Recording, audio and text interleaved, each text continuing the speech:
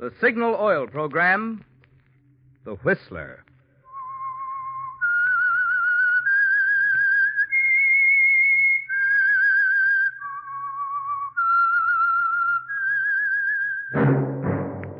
That whistle is your signal for the Signal Oil Program, The Whistler.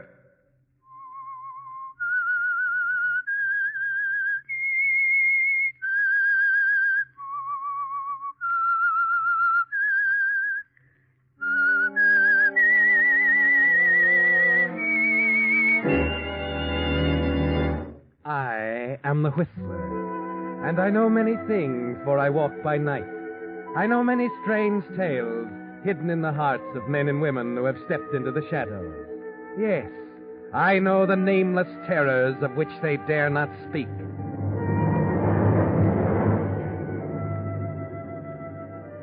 Yes, friends, it's time for the Signal Oil Program, The Whistler. Rated by independent research, the most popular West Coast program in radio history. And Signal gasoline is tops, too. Tops in quality. It takes extra quality, you know, to give you extra mileage. And Signal is the famous Go Farther gasoline. So look for the Signal circle sign in yellow and black that identifies friendly dealer-owned Signal service stations from Canada to Mexico. And now the Whistler's strange story. Man of distinction.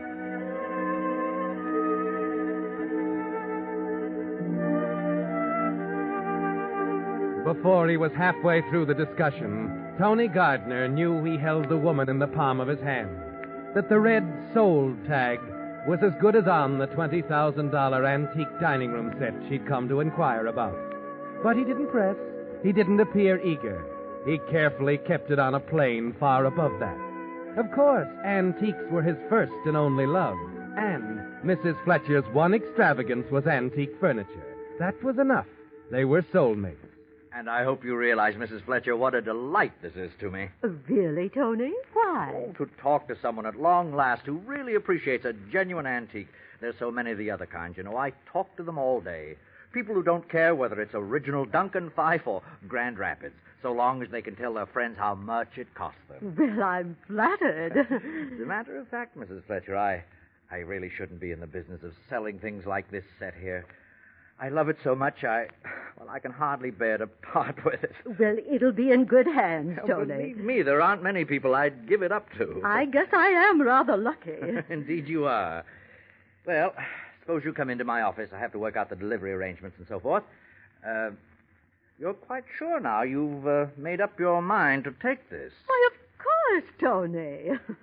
You don't think for a moment I'd pass up an opportunity like this, do you?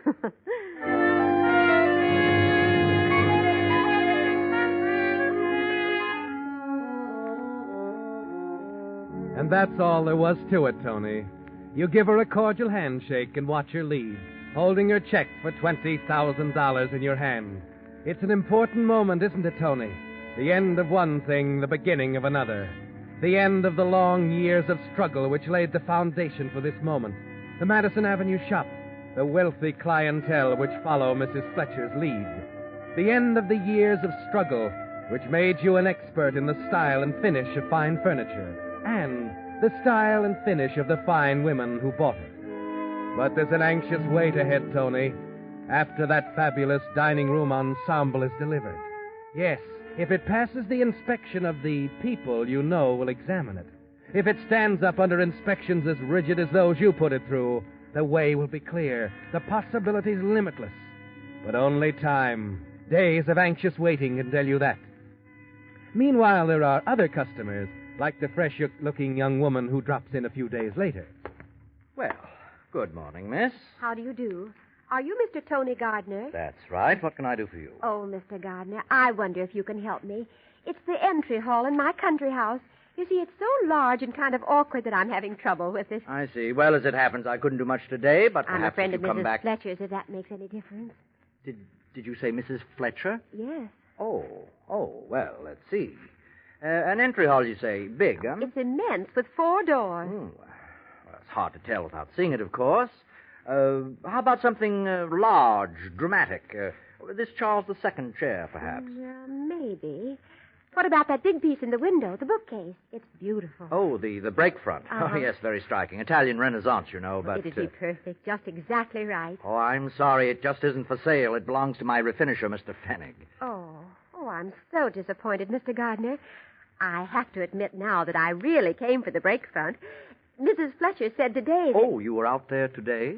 She had a regular open house to show off that perfectly gorgeous dining room set you sold her. She liked it then, eh? She loved it. Oh, we were all so impressed. You know, she wouldn't even let the servants dust it until the insurance people had been there. Really? Did she get her policy? Well, why not? She told me the underwriter said it was undervalued at $20,000. Oh, it was really quite a bargain. Yes, that's what I told her. At $20,000, it was really a steal.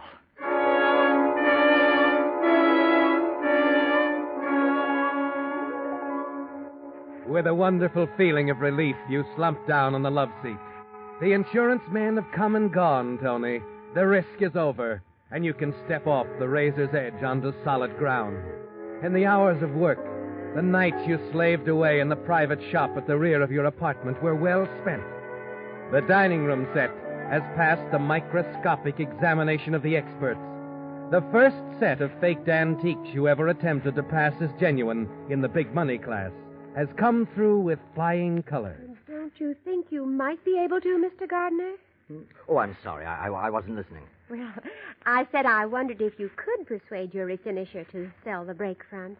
Oh. Well, Miss... Stafford, Claire Stafford. Miss Stafford, I've been thinking. I have a better idea. Yes? Fennig won't sell. I know that, but I think I can obtain the matching piece to this one. You mean there's another one just like it? Oh, yes. You see, the Renaissance craftsmen sometimes made their best pieces in pairs. Oh. I think I might get my agent to locate the other one. I must warn you, it will be rather expensive. Well, I was afraid of that. When can you get it? Well, let me look into that. Excuse me a moment. You hurry out the back entrance down the alley to the shop, hoping Otto Fennig will be as easy to persuade this time as he was before with Mrs. Fletcher's genuine 18th century dining room set. I told you before, boss, that piece is not... I know. It's not for sale, Otto. I know. I like it so much, I want one for myself. I simply want you to make a replica of it, that's all. Oh, like I did the dining room set, you mean? That's right. When could you have it? Oh, 10 days. Oh, no. Make it a week. No finish or anything. Okay, boss. 1 week. 2 weeks? Why, that's wonderful, Mr. Gardner. It's in Milan, according to my agent's last report. We can get it aboard the Count Liguria. Sails tomorrow. I'll cable my man right away. You have quite an organization, Mr. Gardner. And it takes money to operate it, Miss Stafford. As I told you, this will be a little expensive. No one hates big prices more than I do. Oh, how much? $25,000. $25,000? In round figures, that is. That's a lot of money. But I can guarantee you'll be satisfied. All I need is a few hours to make sure. Well, all right. Ah, good. I'll call back from my apartment. No, better yet. I'll come by again, say, at 4 o'clock. Fine. 4 o'clock.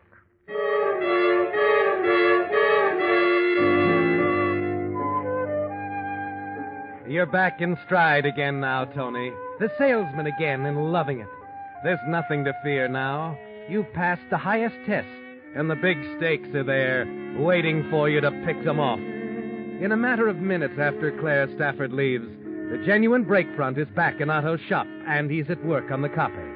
An hour later, you dash down to 8th Avenue and 27th Street to consult with your Italian representative. A radiogram, understand?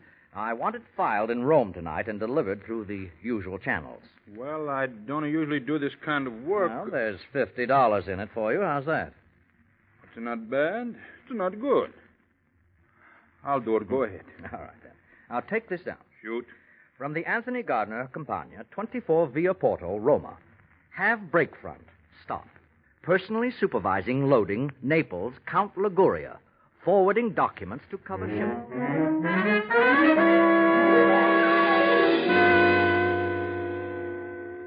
Well, you really work fast, Mr. Gardner. Well, you see, there's no question about delivery. None at all. Here, take a look at this radiogram. Supervising loading Naples, Count Liguria. Well. I'll have it in your hands in 12 days. Oh, I wish I knew more about furniture. You're sure it'll be as nice as the one you had in the window? Oh, the exact companion. My agent always checks those things matter of routine. Of course, Miss Stafford, if you don't want the piece, I wouldn't dream of pressing you. Oh, no, I'll take it. Well, then. What about the deposit? Will $1,000 be all right? Oh, yes, good. With the balance due on arrival. Now, let's see. I have some blank checks around somewhere.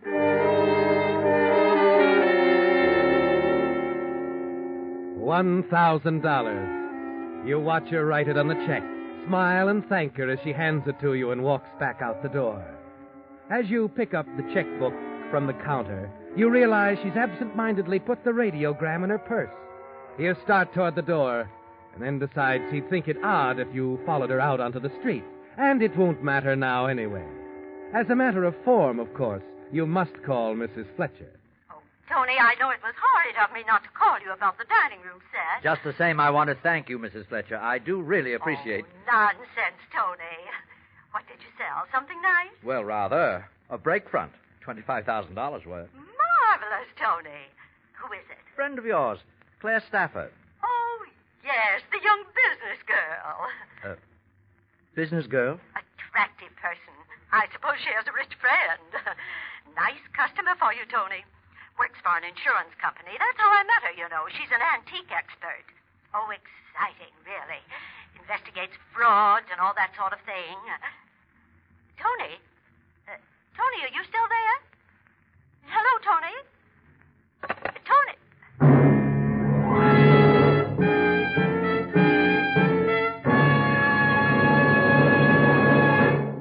With the prologue of Man of Distinction, the Signal Oil Company is bringing you another strange story by The Whistler.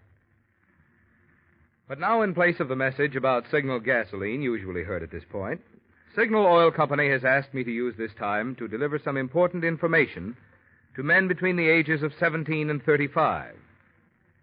If you can spare one evening per week, you can now turn it into welcome extra cash and extra pleasure by training with your local National Guard unit.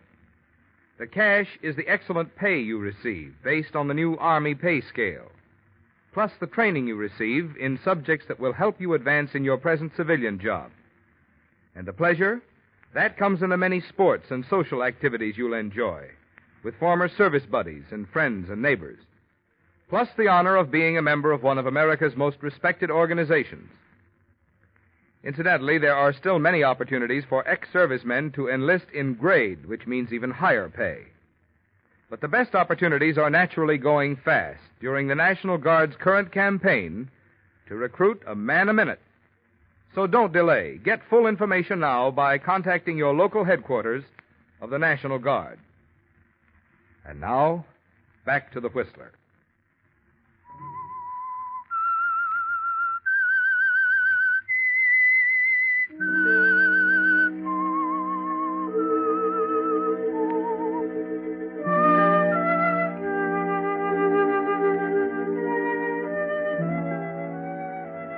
Well, Tony, you've been so sure of yourself, so certain you were completely safe.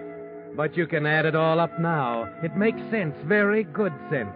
Claire Stafford came into your shop this morning for one reason: to trick you into selling her a fake piece of antique furniture as the real thing, to reveal you to the world as a fraud. That's why she seemed so gullible, so wealthy. And that's why she was careful to put that false radiogram in her purse. You thank your lucky stars it's not too late, that there's still one way out, one way to preserve the reputation you've built up so carefully with 10 years of hard work, one way to save you from ruin. You take a cab across town to her apartment.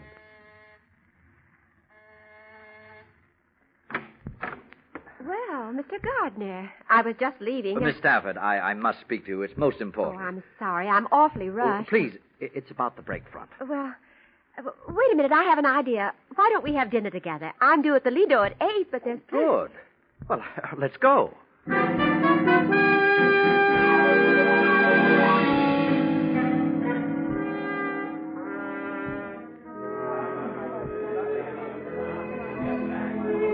Oh, I'm so glad we came here, Mr. Gardner.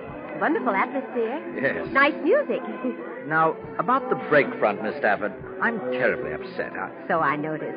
Now, what is it? I'm afraid I can't get it here in time for you. But it's on the ship. The radiogram. I know. It seems the ship isn't sailing. There's been a delay of some kind. Oh, that's where you're wrong. I checked. You what? Yes, I called the Marine Exchange. She sailed today on schedule. Oh, I was so thrilled. I wanted to make Miss sure. Stafford, I'm terribly sorry, but I just can't deliver that piece. That's all. I brought your check along, and I'll be very happy to give it back to you. Now, that's no way to act, Mr. Gardner. We've made a deal. I have your assurance and your radiogram that the piece is on the ship.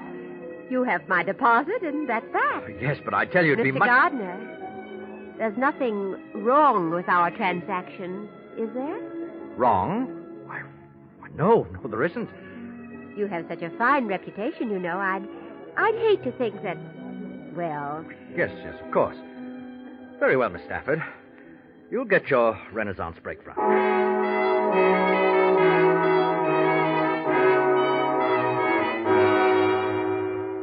She changes the subject, and you make no effort to bring it back during the rest of the meal. You know now that you can't back out without making some damaging explanation, that the only way is straight ahead. The next morning early, you walk into Otto's workroom. Hey, morning, boss. Otto, how's it coming? What? What? Why, the break front, of course. What? Good Lord, is that all you've done? What's the matter, boss? Something wrong? Wrong. You haven't even got the front panels finished. But I only start this morning. Boss, what is the You're matter? dawdling, Otto. That's what's the matter. You're dawdling. I want that break front, and I want it fast. Do you understand? Now get to it. Get to it.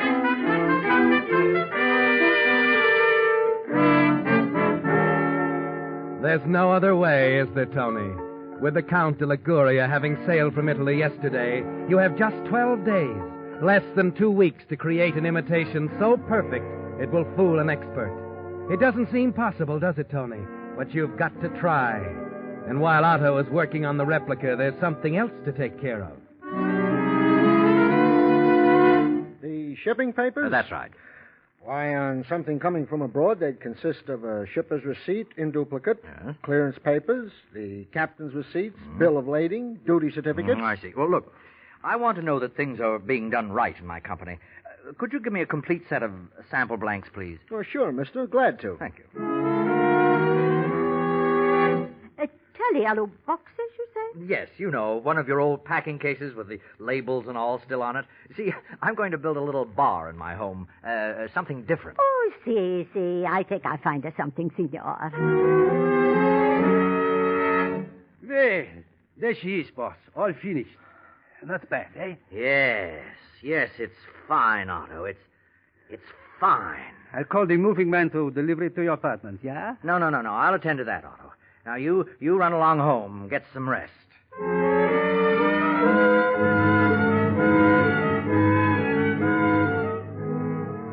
You long for rest yourself, don't you, Tony? But for you, the work is just beginning, the real work. It starts when you transfer the imitation break front to your own apartment, lock the doors, and leave word that you're not to be disturbed. You have 5 days left, Tony, before the Count de Liguria docks in New York Harbor. You pray that it's enough.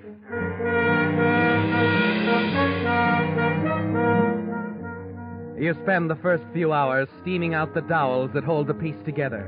Most of the day is gone before you finish. Then you put each section of wood to soak in oil. Waiting for it, you stretch out for an hour or so of fitful rest.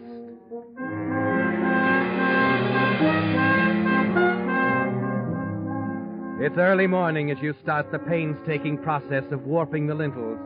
Evening of the second day as you treat the dowels with caustic, prepare to crack the panels.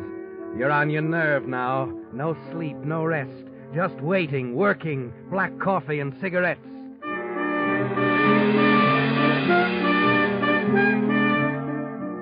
You've forgotten there are such things as sunlight and fresh air when you finally reassemble the entire piece. Paint it with acid and wrap it in a winding sheet of cotton batting so the acid will bite in. Then more waiting, worrying, hoping, before you can even start the laborious grind of final rubbing. You work over the wood, pressing down until your hands are swollen with blisters, your back strained to the breaking point. And at last it's finished. You step back almost sobbing with weariness, but it's there, Tony, complete. right down to the last artificial wormhole. You try to compare it with the original and decide that no matter how tired you are, you've got to have one more look at the original in Otto's shop. Tony Gardner. Otto. My boss, Tony. Why, Otto, you're drunk. Yeah, drunk. Why not? My boss, such a good man. So good. Everybody trusts my Tony. What are you doing here at this hour, anyway? No. We have Italian representative now, yeah? Radiograms he sends about breakfront in Milan. Otto, what are you raving about? Yeah. Miss Claire Stafford says she is buying breakfront like mine. Stafford? She was here? Yeah, this afternoon. What did she ask you? What did you tell her? What did you tell her? Nothing. Let go. Let go. I'll tell her nothing. I figured it out myself. Oh, you poor drunken fool. Fool, eh? You think the police say I'm fool, yeah? The police? Well, Otto, you're in this just as deeply as I am. No. I only take orders. I never make fake antiques, never in my life. I tell the police. You're not telling anyone anything. You're not telling anyone anything. Tony, boss, I never tell them. I only tell you. Please, boss, please.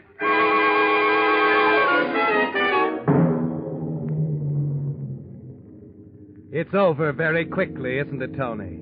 Your eyes move from Otto's body sprawled on the floor to the break front. You stand for a moment undecided. It's yours now for the taking, if only... Hey, what's going on in there? Open up! But there isn't time. Someone's at the front of the shop, and Otto can't be found like this. You whirl around, kick out at a can of inflammable varnish.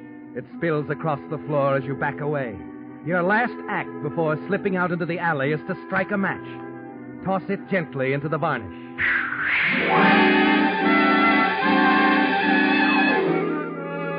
The workshop bursts into flame as you hurry away from it, running down the alley. You're thankful for a heavy fog that has settled down over the city, hiding your flight back to the apartment.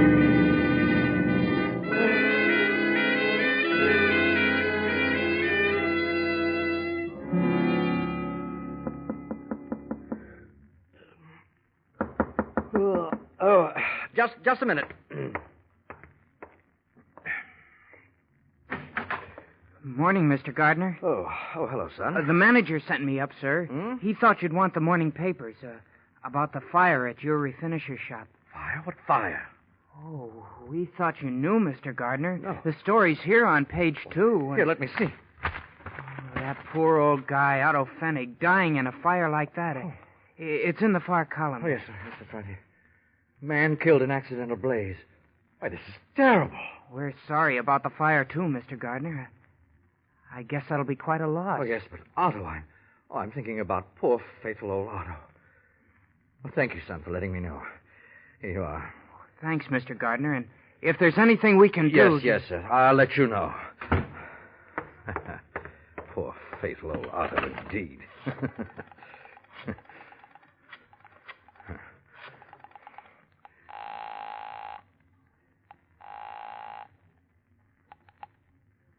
Transfer. Good morning. This is Tony Gardner. Yes, Mr. Gardner. I want you to send a truck over to my apartment right away to pick up a piece of furniture. Delivery to Miss Claire Stafford, Gotham Arms.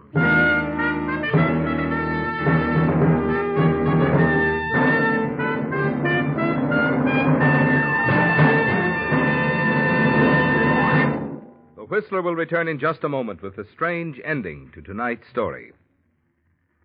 Meantime, a question. What gasoline is known as the Go Farther gasoline?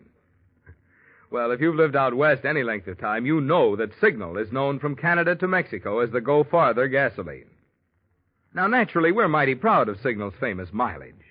But even more so, we're proud of the extra efficiency Signal gasoline gets from your motor, which makes such mileage possible.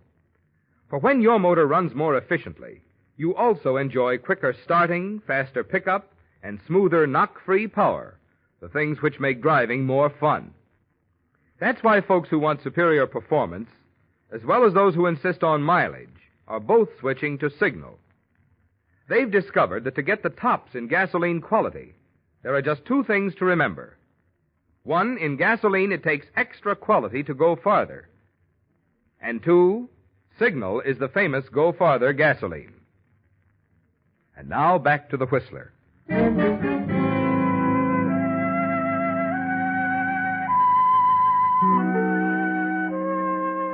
Well, Tony, you can relax now. For the first time since you learned the truth about Claire Stafford.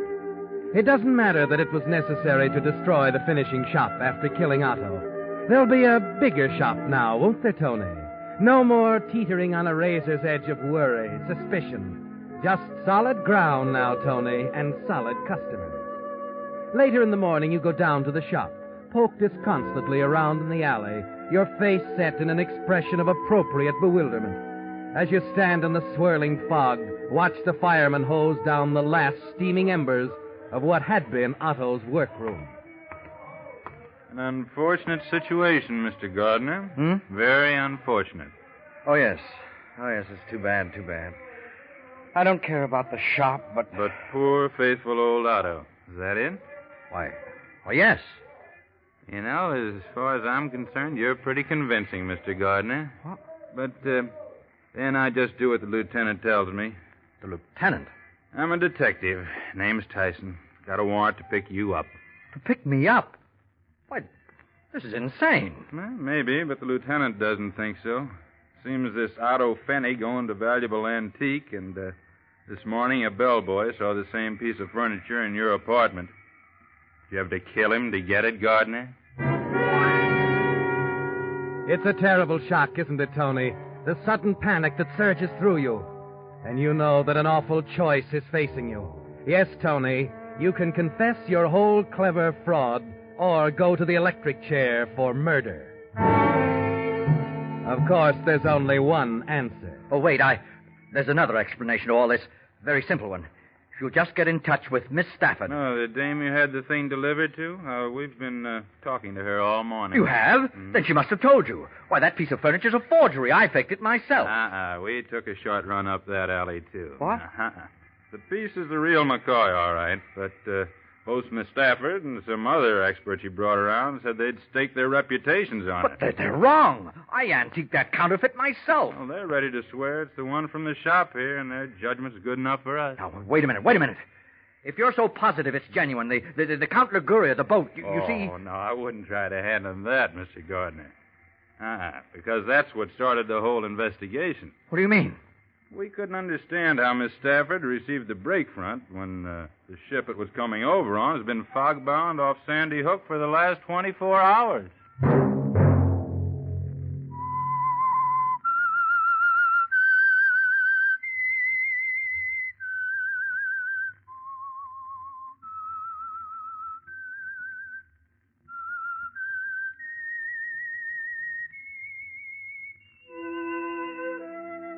Let that whistle be your signal for the Signal Oil program, The Whistler, each Wednesday at this same time.